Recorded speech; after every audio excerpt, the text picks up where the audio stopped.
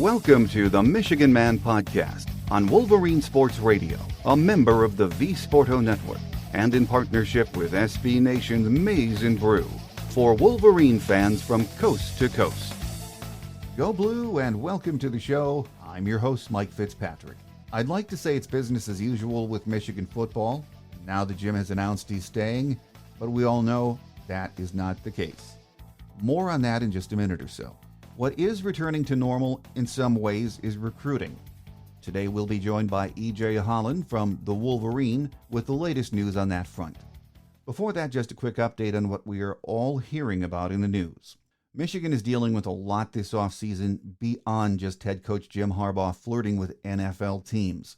Harbaugh took his name off the Denver Broncos wish list and is now dealing with the NCAA and their Level 1 violation allegation. As was reported by the Wolverine today, Michigan has his back and would likely be prepared to go the distance to defend him. Sources have said Harbaugh's apology for Level 2 violations and willingness to take a suspension are reasonable to U of M, but a half-season suspension is not.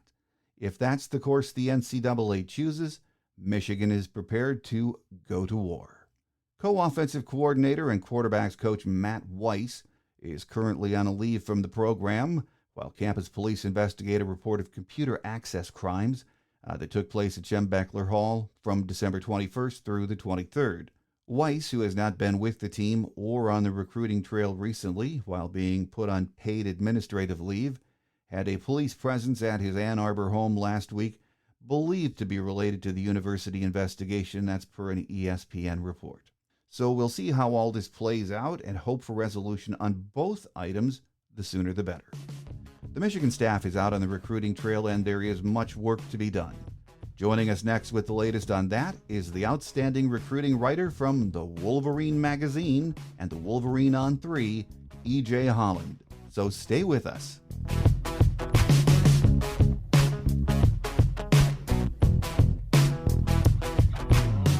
Here with us this week is recruiting writer EJ Holland from the Wolverine Magazine and the Wolverine on 3. Great to have you with us, EJ. Thanks as always. Glad to be back on the show. Well, we know what a crazy last couple of weeks it's been, so let's start with the big news.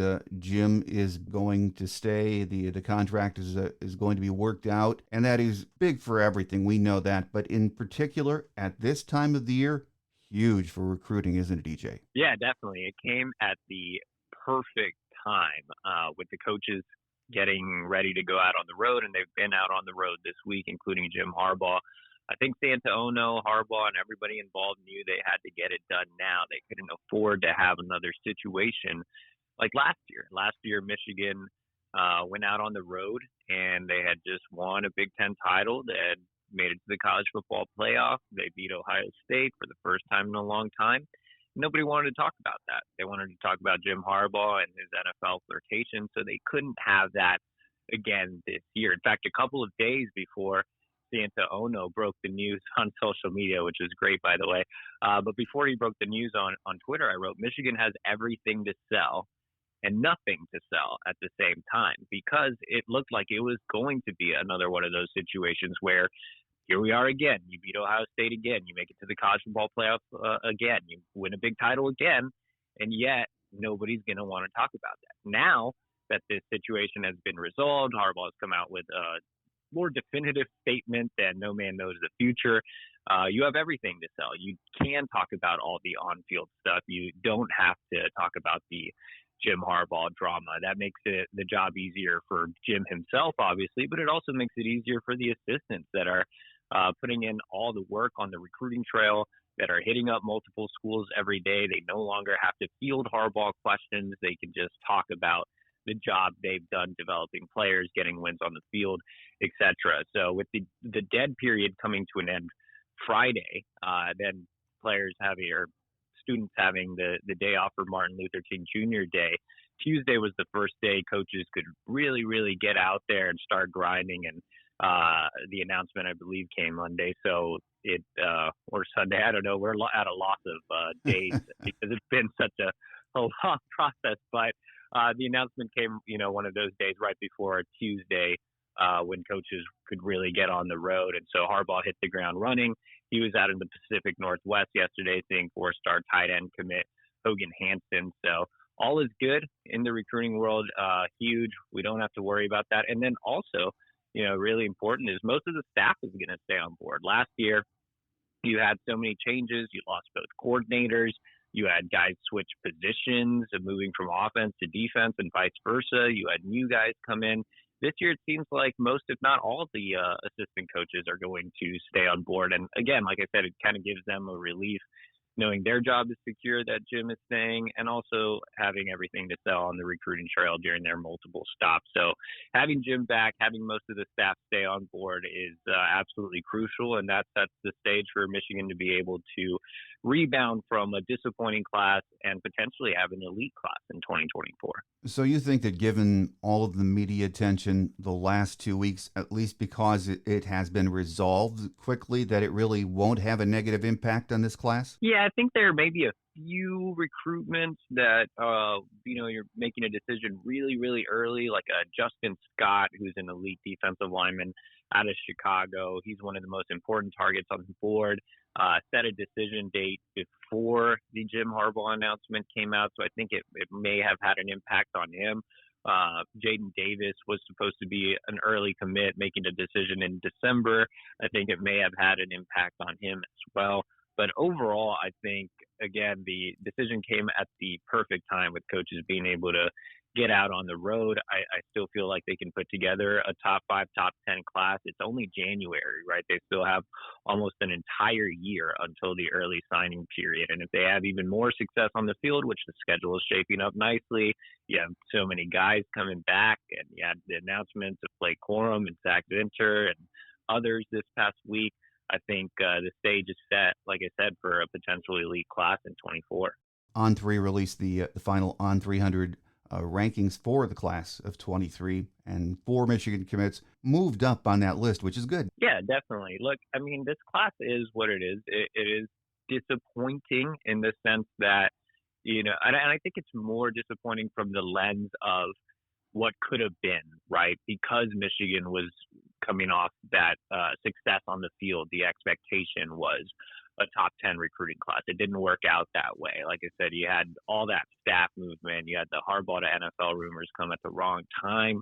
You had the rise of NIL and Michigan not having a set plan on the recruiting trail. So all those factors kind of allowed Michigan, or was a detriment to Michigan on the recruiting trail, and that's why they finished with a fringe top 20 class. Right now, coming out of the early signing period, Michigan is ranked as the number 20 overall class in the country, which, again, isn't super ideal. With that said, this 2023 class does share similarities with the 2018 class.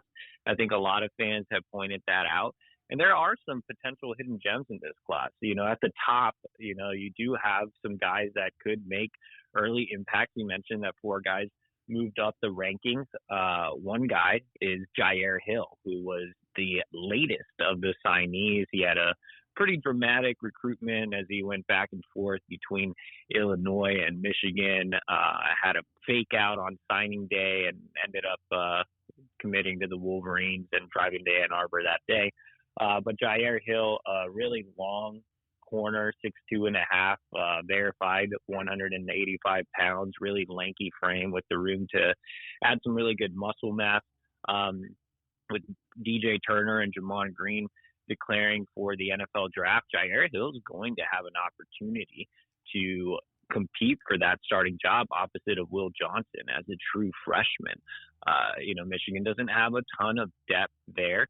And so Hill is a really good athlete. He's not necessarily as technically sound as Will Johnson or as physically ready as Will was, but I do think Jair is a bit of a better athlete than Will, though Will's an underrated athlete. But I do think Jair is a faster corner as well. He was a track star at Kankakee High in Illinois.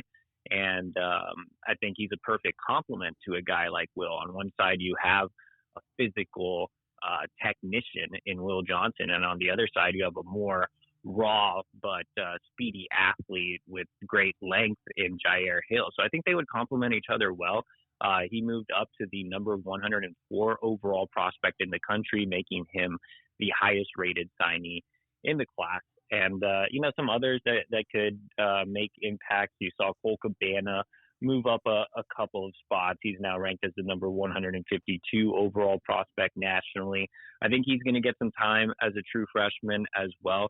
He's the type of player that you can not just line up in the backfield, but you can put him in the slot. You can line him up out wide. You can have him return kicks and punt. Cabana, again, an on 300 running back out of Dexter. So very close to Ann Arbor, a local kid who loves the program.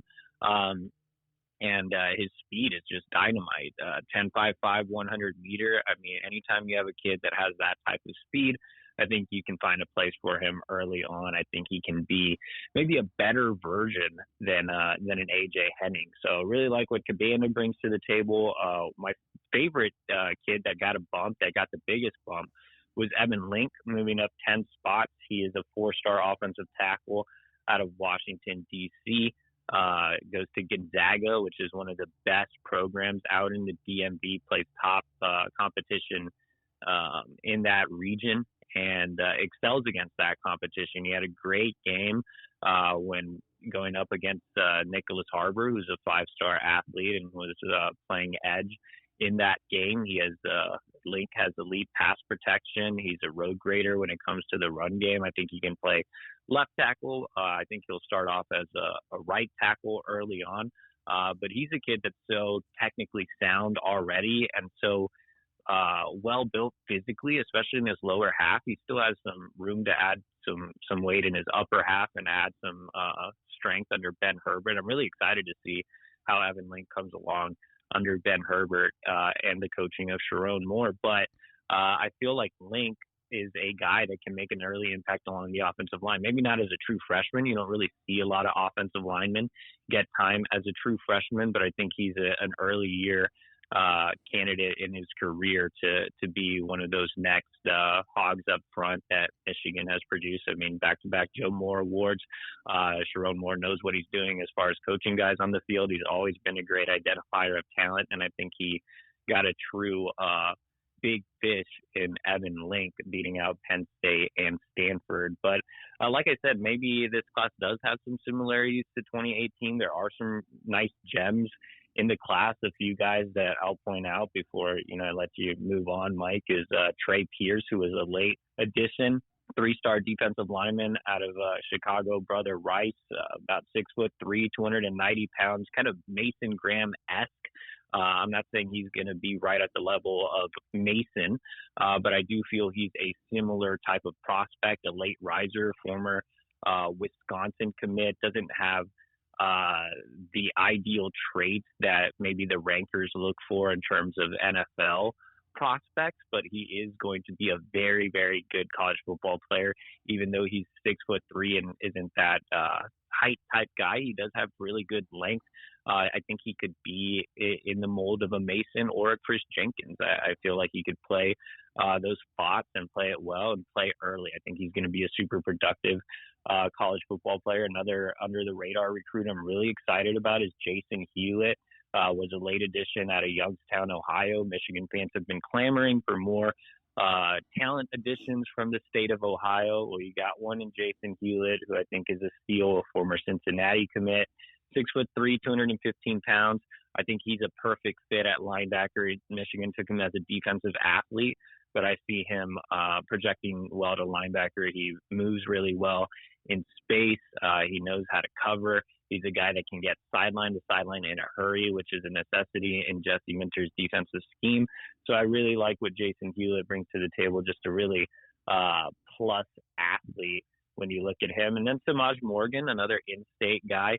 I think he's the next Mike Sainrisville. I think he's a guy that could stick as a slot receiver, but may eventually transition to nickel, just like Mike did. And he just has that kind of dog mentality. He takes a lot of pride in the program. He was one of the first commits, had a great senior season at West Bloomfield, basically has grown up around the Michigan program, played for Ron Bellamy at West Bloomfield. So I think Samaj is kind of that jack of all trades that isn't going to pop out from a measurable standpoint, but it just brings a lot to the field, just like Mike. So really like what they got in Samaj as well. So again, yeah, there could be some gems in this class. There are some guys, that got some rankings bumps. So we'll see how it pans out. I mean, I'll say this: Michigan is great at developing talent.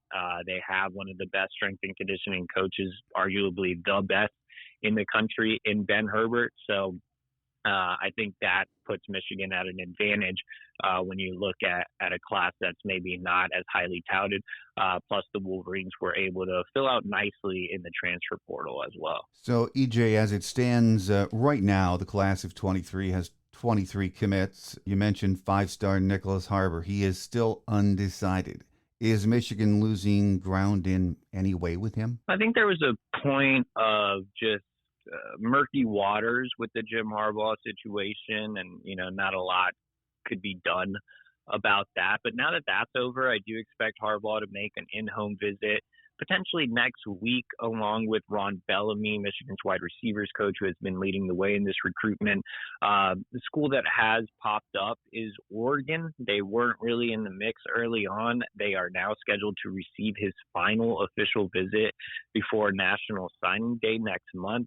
Oregon is very NIL friendly. They have a great track program backed by Phil Knight and Nike. The football is not bad at all either. It is very far away from home, but I have seen some DMV guys go from, Washington, D.C., Baltimore area out to Oregon in the past. But I think distance is something that he's taking into consideration. But the combination of football, track, and NIL is definitely something that appeals to Harbor when it comes to Oregon. You still have others fighting, like hometown school Maryland. He's been there quite a bit. South Carolina has been preaching their NIL program and track program, and I think they've really made a move in his recruitment. They also have a great young recruiter, Sterling Lucas, who has been leading the way there. So I think South Carolina, Maryland are still threats there for sure. But Michigan has always been that constant in his recruitment. His mother is originally from the Detroit Metro. He still has a lot of family in the area. He kind of grew up a little bit of a Michigan fan. Michigan obviously has the advantage when it comes to academics, and we've said this ad nauseum, but he's a 4.0 kid. His father works for NASA. His mother's a pharmacist, so they really do take academics seriously as well. So I think Michigan's still in the hunt here. They're still right in the thick of things. I think with Harbor, it's really coming down to the wire. That's why he decided to wait until the late period. He was kind of a late starter on the recruiting trail in terms of not making visits. He's a guy that was occupied with track. Remember, he's an elite track athlete that runs a 10-2-8 100 meter. So he was competing in national track meets throughout the entire summer. So he didn't make official visits like other kids did. So again, I think this was coming down to the wire. I think it's one of those later recruitments where Harbor actually did need to take his time. It's not one that he's just trying to drum up some drama or anything like that. I think he truly is undecided, and that means that the in-home visit with Jim Harbaugh is going to absolutely be crucial. There are two other big-time targets that are still uncommitted. Stanford D-line commit Cameron Brandt and former Wisconsin commit Jamel Howard. Are they still considered long shots for Michigan? Not at all. I think Michigan is in a strong position to flip Cameron Brandt from Stanford. In fact, I put in an on-3 prediction this week. Brandt is scheduled to come in for his official visit this weekend. If all goes well with Brandt in Ann Arbor, I could easily see him flipping. Remember, Stanford had a coaching change with David Shaw departing, which was a big hit and a big reason why Brandt decided to wait until the late period. So I think the opportunity is there. Mike Elston has done a terrific job recruiting him. Brandt loves the combination of elite academics and elite football. He committed to Stanford in large part because of their academic reputation. Michigan obviously has one of the best in the country there. They have better football than Stanford. And most importantly, they develop guys better than Stanford, especially at his position. He's a little bit of a tweener. Michigan likes him as a big edge, but I could see him, spinning down and playing more of a 3 technique. Either way, Michigan has great production at those positions, and that'll be a strong selling point. I think if Michigan just overcomes distance this weekend with the Harbaugh situation situated, I believe they can flip him from Stanford. I think Jamel Howard, the window has closed a little bit. Michigan got him on campus for an official visit right before the early signing period. He opted not to commit. Now he's considering several other schools. LSU has gotten involved. Ole Miss is set to receive a visit. Illinois is set to receive a visit. They're pushing hard to keep him close to home. I don't think Brandt or Howard affects one or the other. Like I said, they're looking at Brandt to fill more of that big edge role after losing Collins and Chiampong late in the cycle, whereas Howard is more of a nose prospect. I still think Michigan's in there with Howard. Mike Elston was in Chicago, seeing him on Friday, where coaches were a little limited on the recruiting trail. Mike Elston made it a priority to go out to Chicago to see him as well as some others in the area.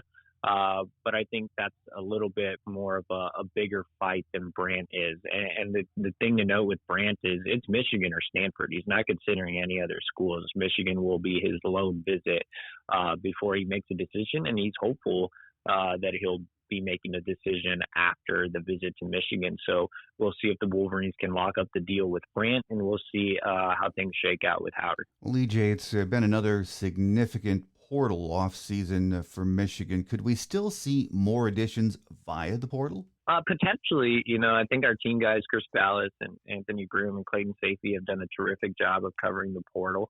I do think if Michigan adds another portal guy, it'll likely be a cornerback, like we talked about with Jair Hill earlier.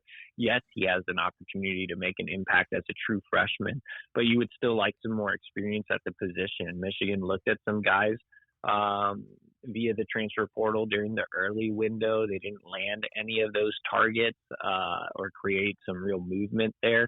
So I think if they do add another portal addition, it has to be a cornerback.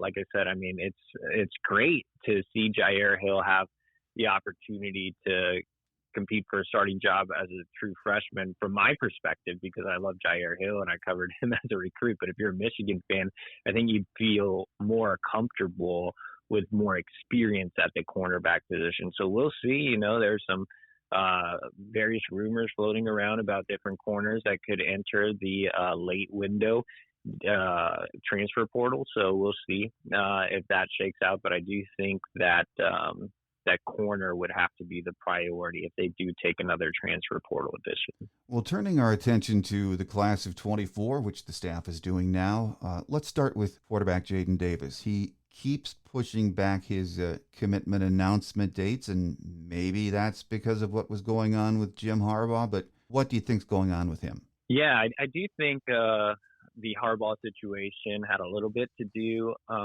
maybe a decent amount to do with him pushing back his decision date. Remember, he was supposed to make a decision in December. Then he talked about potentially making the decision in January.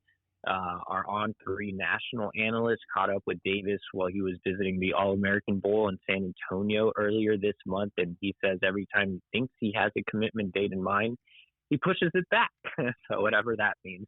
I think right now it's kind of a wait and see type of deal. Look, I still think I want to make one thing clear. Michigan is still the favorite in this recruitment. He has great relationships with the staff, particularly with head coach Jim Harbaugh. With Harbaugh coming back, I think that still puts Michigan in a strong position to land him.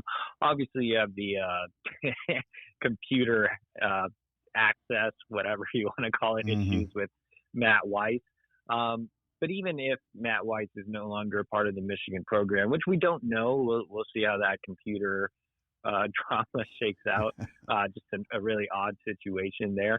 But I think this has and is still Harbaugh's recruitment to win.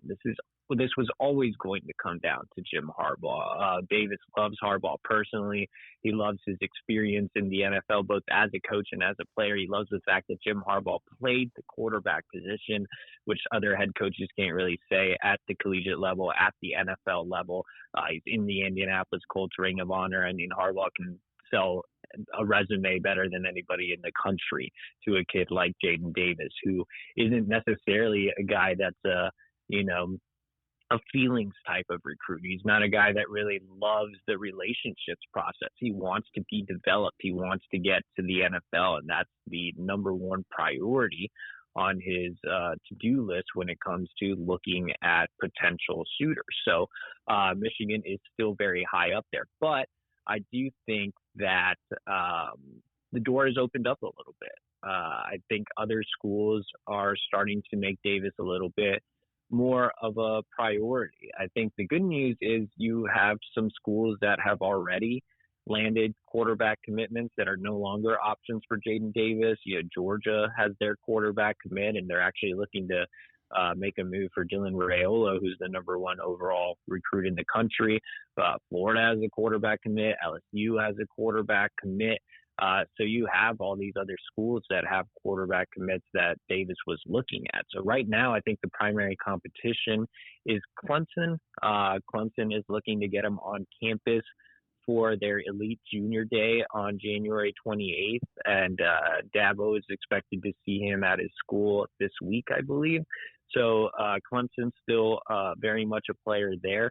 But Clemson's recruiting other quarterbacks. Cade Klubnik is a young guy. You're probably not going to see the field right away, whereas if you come to Michigan, JJ could be on his way out. So, that's something he could be considering as well. Clemson also has a new offensive coordinator in Garrett Riley, who's definitely an exciting hire, but, I think Davis still needs to get to know him a little bit. And Clemson is recruiting other quarterbacks. Along with Davis, they're looking to bring in Walker White, who's another quarterback they are targeting in 2024 for that Elite Junior Day. So a lot of moving parts with Clemson is basically what I'm trying to say. North Carolina is making him a priority. But obviously North Carolina doesn't have as much to offer as Michigan does either, on the field. Obviously, Michigan is a superior program there, but North Carolina is making him a top overall priority. He is expected to make a visit there this weekend. Ohio State is kind of trickling back into the mix. Ryan Day expected to see him this week. Ohio State lost their commitment. Dylan Raiola, actually, who I mentioned earlier. So Ohio State, again, looking at Davis, circling back to him. He was high on the board before they picked up a commitment for Raiola. So interested to see how things go there. Penn State has been considered a player in his recruitment, but I don't really think there's a whole lot there. Tennessee has been considered a player in his recruitment, but they just landed a 5-star quarterback this past cycle. I think other schools are there, but I don't think Michigan has a true competitor in terms of, all right, this school is going all in on Jaden Davis, aside from maybe North Carolina. But, until Clemson goes all in, until Ohio State goes all in, I'm still pretty confident in where Michigan stands. And even if those schools, even if Clemson and Ohio State say, you know what, Jaden Davis is our guy, I still think Michigan has a strong chance. But on the flip side of the coin, I do think Michigan needs to have some other options. I don't think they can afford to do the all your eggs in one basket approach again. It didn't work with Dante Moore last cycle. And so now you've gone back-to-back cycles without landing a true quarterback. You had Alex Orji and Jaden Denegal 2 cycles ago. Last cycle, you had Kendrick Bell. So more project athletes at the position. You need a true quarterback this cycle. I think it's time to expand the board. There was a report out there from a local Phoenix affiliate that Harbaugh was in Arizona yesterday seeing Dylan Raiola, who I mentioned is the number 1 overall recruit and the number 1 ranked quarterback in the 2024 class. I would like to see Michigan take another look at Michael Van Buren, who's a 4-star quarterback out of Baltimore St. Francis. St. Francis has obviously been very Michigan friendly.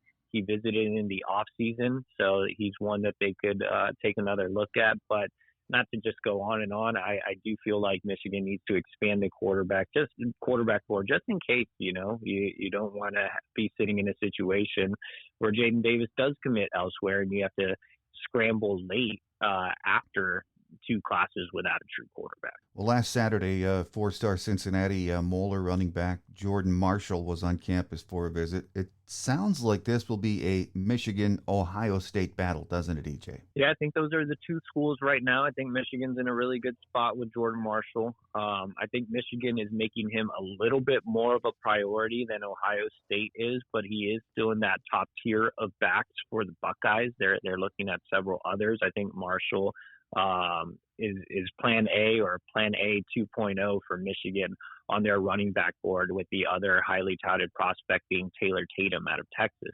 But Marshall made his third visit to Michigan over the weekend.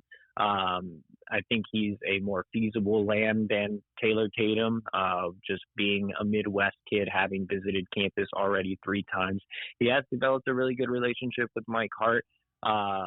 He has, like I said, been to campus 3 times. He loves the family environment at Michigan. He's a guy that I think is that elite ball carrier that they need, that they haven't landed in the past couple of cycles since Donovan Edwards. The running back room needs a guy that's a true every down back like a Jordan Marshall.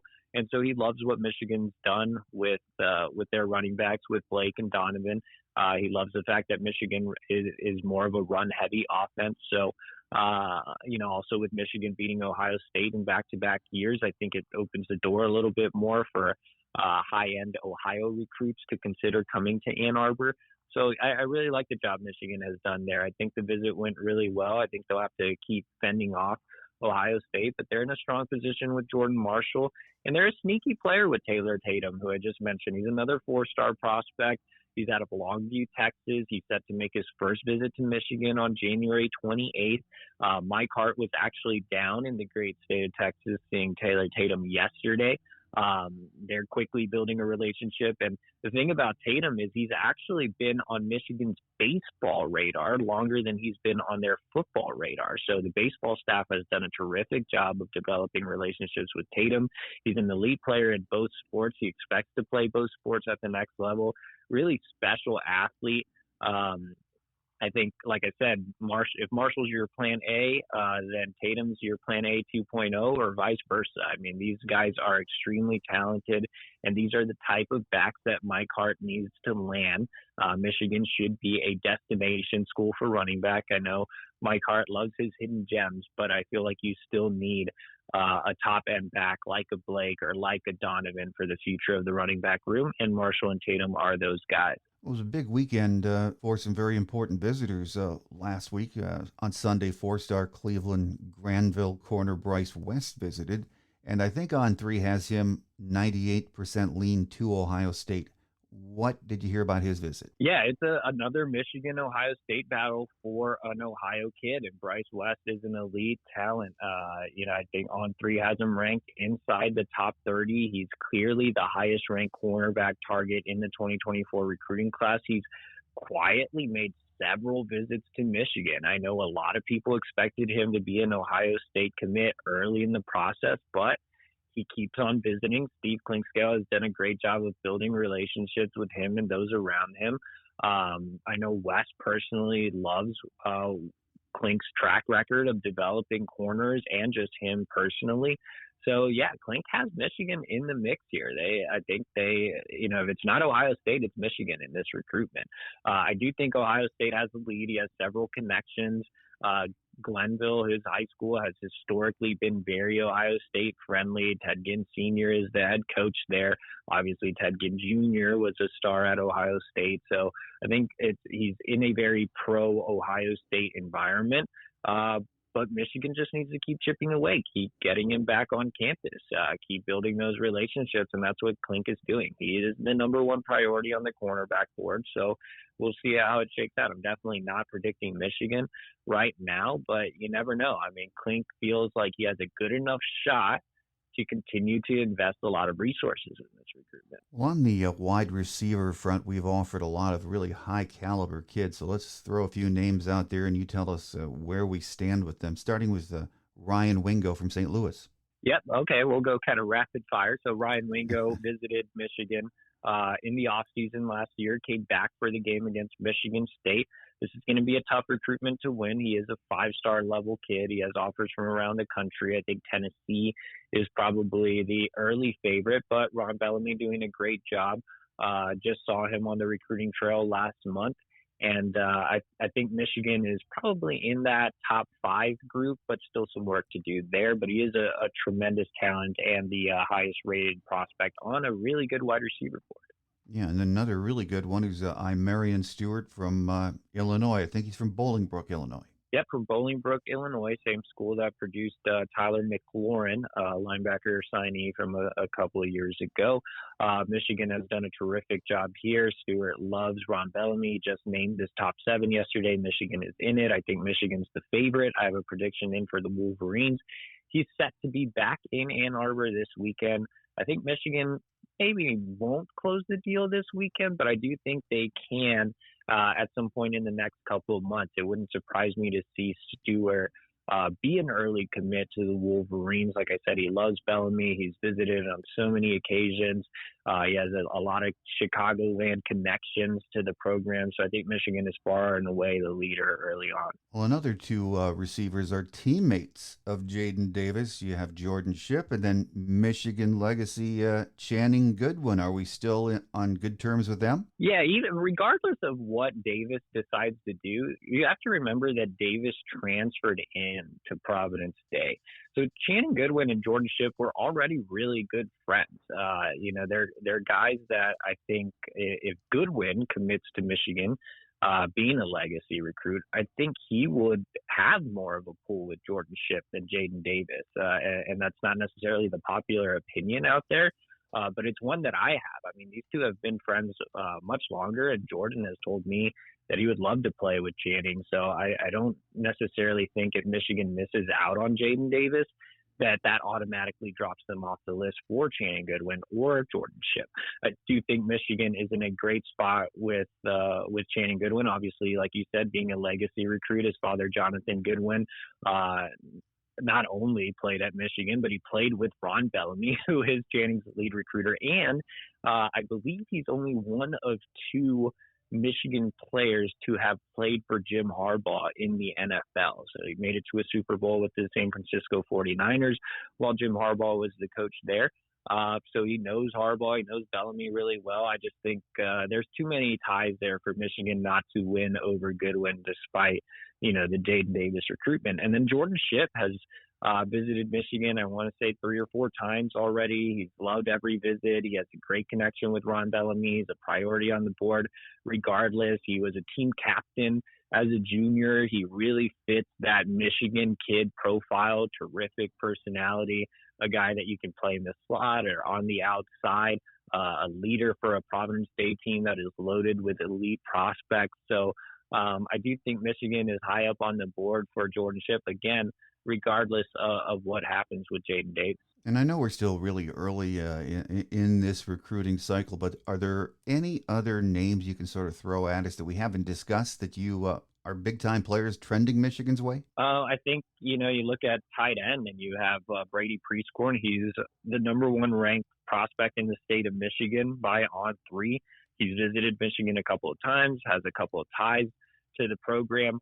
I do think Michigan is in that top group for Prescorn early on. Michigan already has a commitment from a 4-star tight end in Hogan Hansen, who we talked about earlier, but they would like to take 2 tight ends again, and Brady Prescorn is that big fish. I don't think you have a Dante Moore or a Will Johnson or a Donovan Edwards level recruit in the state of Michigan this year, but I do think that Prescorn is a very high-level talent and the number 1 guy in Michigan's own backyard. So he's definitely one to watch. Jim Harbaugh was on the road in Austin, Texas today, seeing on 300 offensive lineman Blake Frazier. I think he's an early Michigan lean. He is a legacy recruit. His father, Steve, was part of the 97 national championship team, snapped for Tom Brady. So a lot of connections there. He visited twice last year, expected to come back to campus for a spring visit. I believe right now he is ranked as a top 200 player, so a big priority for Michigan along the offensive line board. And like I said, with those connections, I feel like Michigan is in a great spot to land him. Obviously, Michigan, looking for more edge guys, and that's something that Mike Elston can easily sell. The number one guy on the edge board is Dylan Stewart out of Washington, D.C., Friendship Collegiate. Washington, D.C. just seems to produce nonstop elite-level edge prospects. Dylan Stewart is next in line. He visited last year. He's looking to come back for an off-season visit this year. That is going to be a highly contested recruitment, but Michigan in the top group for Dylan Stewart early on. Couple linebackers that Michigan is moving in the right direction with, two top 150 prospects in Chris Jones and Aaron Childs out of the DMV. Chris Jones at Mountain View in Virginia, and Aaron Childs at Only Good Counsel, which produced Chris Jenkins. Jones visited last year for a game in the fall. Aaron Childs expected to visit on January 28th for Michigan's big recruiting weekend. Really love what Chris Jones brings to the table. He's a bigger, physical linebacker that has a lot of experience coming off the edge, but projects more as an inside backer. And then Aaron Childs, just I call him the Maryland Monster. He's just a terrific player in the interior of the Good Counsel defense. He's a guy that's extremely physical. He has terrific sideline-to-sideline speed. He's a guy that's very comfortable covering in space. I think Aaron Childs is by far my favorite linebacker on Michigan's board. Terrific to see him coming in for his first visit next weekend. And then lastly, I'll throw out Jacob Oden, who we talked about Sunday visitors. He was the third Sunday visitor. He is another legacy recruit. His father, Rod, is the head coach at Harper Woods and was a walk-on at Michigan in the 90s. With that program connection, I think Michigan is in a great spot to land Oden, who's a top 300 player at the safety position, can also play some nickel and some corner. On top of that, Rod Oden, his father, has known Steve Clinkscale for more than 20 years. So actually, Steve Clinkscale met Jacob when he was an infant, so that relationship goes back a long time. It would be surprising if Oden doesn't end up in Michigan's class in 2024. So yeah, the Wolverines trending for a lot of elite talent. I think in 2023, Michigan was only able to pull in 5 top 300 prospects. They already have 2 committed in 2024, and I think they can land a lot more, including some of the names that I just mentioned. Well, I know this is a tough question to answer, but do you think we'll see a flurry of commits or this class start to fill up earlier in this cycle now that the Jim Harbaugh contract situation has been put to bed? Yeah, I think they could build some momentum over these next couple of weekends. Somebody like an Marion Stewart might say, hey, I want to just go ahead and shut it down now. Someone like a Jacob Oden coming off his visit could say, hey, I want to just shut it down now, lock up my spot. So a lot of visit highs could lead to some commitments. I think some spring visits could definitely lead to some commitments. So yeah, I think Michigan has always really invested in summer official visit season, but I think this class could fill up earlier than previous classes to where you just don't have to solely depend on those summer official visits to seal the deal. I think guys could jump on board a lot earlier with the Jim Harbaugh situation resolved, as well as Michigan proving that it wasn't a flash in the pan, now winning back-to-back Big Ten titles, college football playoff appearances, wins over Ohio State. A lot to sell for the Wolverines on the trail. Well, final question before we let you get away, EJ, and I think both of us don't like to talk about NIL a lot and how it's working right now, but as we know, it's here to stay. So if Michigan gets their collectives ramped up, and we're supposed to be getting more news about some of that in the next week or two, even though we're never going to do the pay-for-play game, is it still possible in this new world of recruiting to expect top 10 recruiting classes? Yeah, NIL has become kind of a necessary evil. Everybody thinks I love NIL because I always write about it, but definitely, if it was up to me, it wouldn't exist. But no, I mean, it is great for players to get paid, but obviously it has become kind of a different beast and not necessarily what it was intended to be on the recruiting trail, which I'm not necessarily sure how you avoid. Look, Michigan knows it needs to adapt. There was no firm NIL plan on the recruiting trail last cycle, and that really hurt Michigan. You can talk about Jim Harbaugh's NFL flirtation, you can talk about the staff movement, but at the end of the day, I think the biggest negative towards Michigan was the lack of NIL. And that's why Michigan wasn't really able to make up ground late in the cycle. You reflect back to the 2022 class, and Michigan had an amazing close. They couldn't recover from their stumbling out of the gates with the Harbaugh situation and with the coaching staff movement because there was no NIL plan, whereas other schools took advantage of NIL and really closed late. So I think Michigan knows it needs to change. We always keep hearing soon, an announcement coming soon. Soon needs to be now. We can't hear soon anymore. We can't hear another week. I think you said, we're supposed to get news in a week or two. It's always 1 or 2 weeks. That's how it seems. And I've been really pessimistic about it, especially since, again, we've been hearing soon since last summer. But one thing that really does give me optimism is Santa Ono. You obviously saw his investment in athletics through the Jim Harbaugh coaching process. Getting that deal finalized, breaking news on Twitter himself.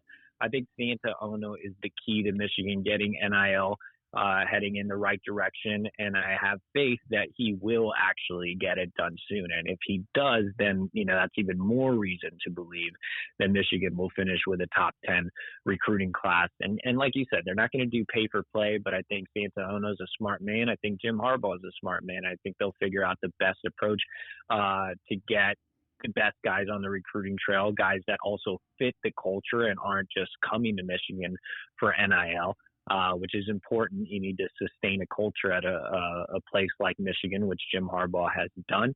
I think Michigan's already done a great job of taking care of players on the roster. Valiant has done a terrific job in that area. It's all about figuring out the best and most firm NIL plan to land top-level talent and, more importantly, land top-level talent that fits the profile of being a Michigan man. And like I said, Jim Harbaugh's a smart guy. Santa Ono's a smart guy. They're both invested in what the future has for Michigan athletics. And I do think they will get something going soon. But like I said, soon needs to be now. And I think they realize that as well. Okay, before we say goodbye, let's get a plug in for you guys. The Wolverine Magazine and the Wolverine on 3, longtime staples for me and for many of my listeners. So tell our listeners if you still have any deals going on out there and how they can subscribe if they don't already. Yeah, definitely. So you can head over to thewolverine.com right now. We are running a promo, just $29.99, gets you access until August 31st of 2023.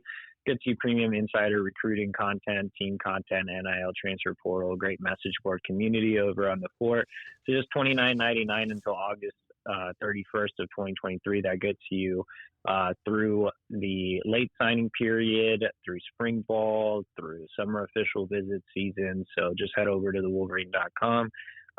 Click sign up. You can follow me on Twitter at EJ Holland on 3. You can find us on YouTube at the Wolverine video. That is completely free. Like and subscribe. So that's pretty much all the promos I have. Well, absolutely great stuff. And I would advise all of my listeners who have not subscribed to either the magazine or the Wolverine on 3 to check it out today. Here with us on this week's program has been the outstanding recruiting writer for the Wolverine, EJ Holland. We always enjoy having you join us, EJ, and look forward to that next visit. Definitely. Thanks for having me.